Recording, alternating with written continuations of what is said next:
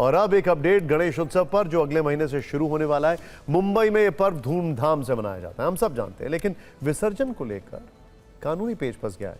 Bombay high court में इस पर सुनवाई हुई है। मामला 6 फीट से ऊंचे पीओपी यानी प्लास्टर ऑफ पेरिस से बने गणपति के विसर्जन से जुड़ा है।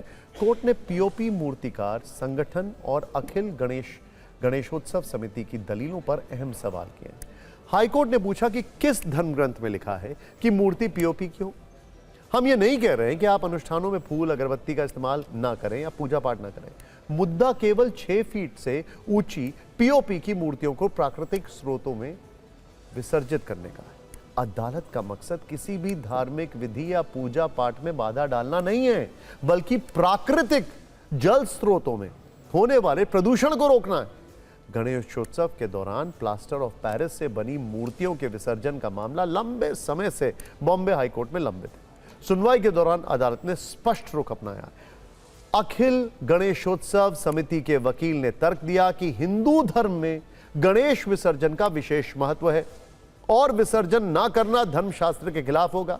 इस पर कोर्ट ने पूछा, हमें दिखाइए कि किस धर्म ग्रंथ या फैसले में लिखा है कि गणेश मूर्ति पीओपी की होनी चाहिए या उसकी ऊंचाई इतनी ही होनी चाहिए। इस पर याचिकाकर्ता ने कहा कि भले ही ऐसा धर्म ग्रंथ में ना लिखा हो, लेकिन यदि कोई कहता है कि गणेश मूर्ति का विसर्जन नहीं करना चाहिए, उसे समुद्र तक ले जाकर वापस ले आना चाहिए, तो यह भी उचित नहीं है। यह केवल कुछ लोगों का विचार हो सकता है, लेकिन यह हिंदू धर्म का विचार नहीं है। इस पर बेंच ने कहा कि आप हिंदू धर्म नहीं हैं, आप केवल एक विशेष त्योहार मनाने वाले लोगों का समूह हैं। मुद्दे से मत भटकिए, केवल पीओपी पर जय करें। हाईकोर्ट ने फिर पूछा कि पीओपी प्लास्टर ऑफ पेरिस जल स्रोतों के लिए हानिकारक है या नहीं, इसका जवाब दें। इस पर याचिकाकर्ता ने कहा, ऐसा कोई वैज्ञानिक अध्ययन नहीं है जो यह साबित करे कि पीओपी पर्यावरण को नुकसान पहुंचाता है। हाईकोर्ट ने अभी कोई अंतिम फैसला नहीं दिया।